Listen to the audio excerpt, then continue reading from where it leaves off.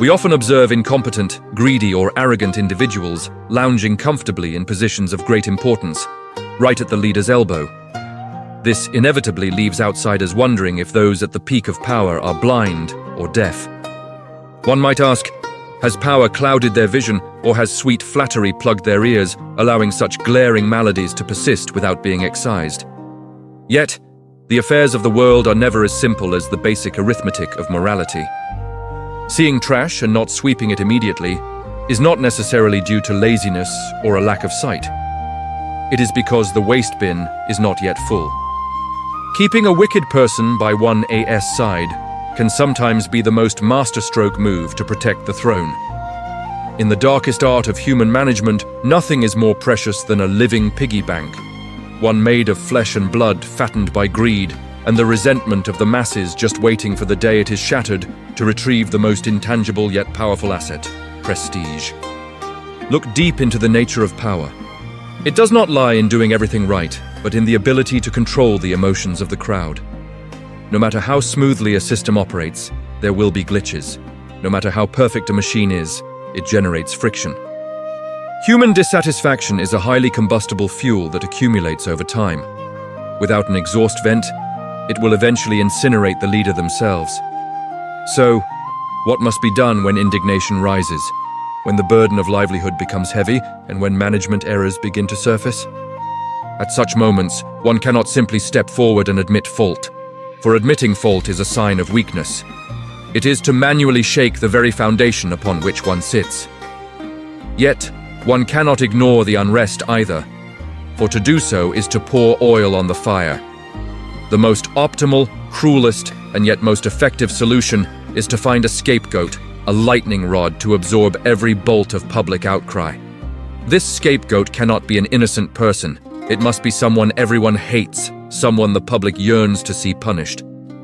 That is precisely why these greedy piggy banks are born and nurtured.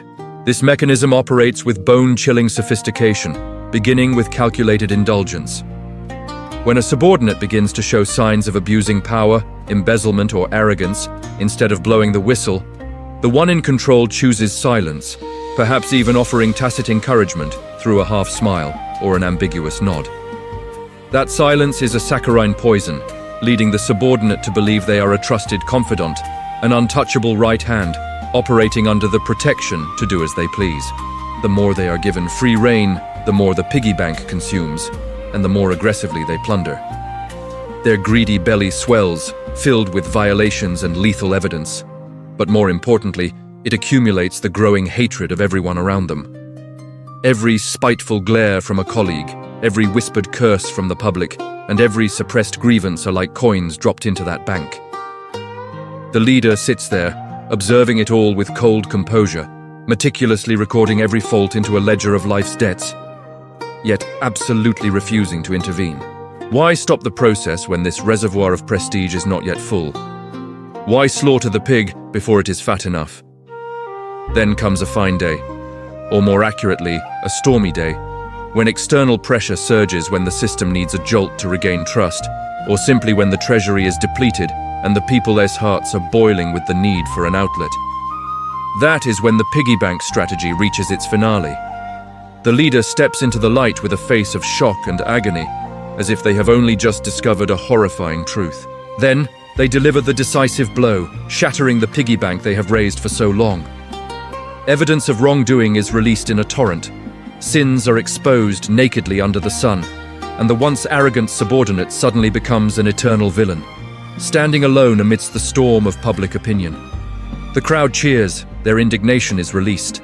They gloat at the sight of the wicked being punished, and immediately turn to praise the wisdom, integrity, and impartial justice of the leader who puts the law above personal ties. It is killing two birds with one stone, eliminating a hazard that has outlived its usefulness while reaping a massive amount of prestige to solidify their position more firmly than ever. The blood of the sacrificial lamb washes away all doubts about the superior's management ability, transforming the puppeteer into a savior in the eyes of the naive crowd. This cruel reality unfolds everywhere, from political roundtables and calculating corporate offices to everyday social relationships. In a company, a dark manager who exploits employees and skimps on benefits persists not because the board of directors is unaware, but because they need a vicious dog to guard the gate, to do the dirty work they do not want to soil their own hands with. That manager will take all the hits and gossip, becoming the focal point of hatred. When the wave of resignations rises, the board simply fires that individual to settle the matter. "We have heard your grievances. We have removed the cancer," they will say, and the employees, moved to tears, will continue to sacrifice, forgetting that it was the board who empowered that manager to run rampant all along. The piggy bank shatters. The money saved on labor costs and the prestige of listening to the staff both flow into the pocket of the true owner. Or look at failed projects and media scandals. There are always a few individuals pushed in front of the camera to take responsibility, to apologize and to resign. They are living bullet shields, sacrificial lambs with a pre-written script. Have you ever wondered why greedy or ignorant people are often promoted quickly to sensitive positions, prone to error? That is not favoritism. It is entrapment. Putting a greedy man in a rice granary or a lustful man in a house of pleasure is the fastest way to create a thick file of sins, an invisible noose tightening around their neck, with the other end held firmly by the superior. When the string needs to be pulled, the noose tightens, and the victim falls like a sacrificial pawn on a chessboard. No one pities them, no one defends them, because they were facilitated to become so wicked that they are beyond forgiveness. The cruelty of this strategy lies in its total exploitation of human weaknesses, greed, and delusion. Those raised to be piggy banks often harbor delusions of their own importance, believing that because they hold the boss's secrets, the boss will be afraid, believing that because they bring economic benefits, they will be protected forever. But they forget a fundamental rule of survival. Economic benefits are short-term, but the survival of power is long-term. When the existence of the subordinate threatens the safety of the superior, or when the price of keeping them exceeds the benefit they bring, sacrifice is inevitable. There is no sentiment, no blood brothers in the Game of Thrones, only cold calculations of cost and profit. What is a piggy bank full of money for, if not to be broken, to be admired? No. If left too long, it will mold, or worse, it will grow legs and run away. It must be smashed at the right time, and smashed hard. The louder the sound of the shatter, the more public attention it draws, and the higher the efficacy of the whitewashing. Looking broader, this is how systems self-purify and regenerate energy without changing their core. Instead of fixing errors from the root, instead of changing the mechanism that breeds corruption or incompetence, they choose to prune the necrotic branches to soothe the pain. The crowd, with its short-term memory and herd mentality, is often easily satisfied by public displays of punishment. Seeing the villain arrested, fired, or shamed, they feel that justice has been served and order restored. They return to their daily lives, continuing to serve that very machine. They fail to realize that as soon as the old piggy bank is shattered and the shards are swept away, a new piggy bank, hollow and clean, is placed back on the shelf, waiting for another greedy soul to step in and begin a new cycle of fattening. History repeats itself. The same old plays are performed with new actors, and the audience below continues to thunderously applaud. This law is so harsh that without vigilance, anyone can become a victim. A piggy bank in the eyes of another without even knowing it.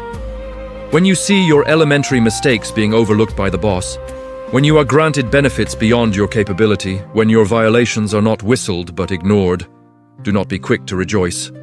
That is not luck. It is a sign that you are being fattened. You are accumulating sins while waiting for the day of purging.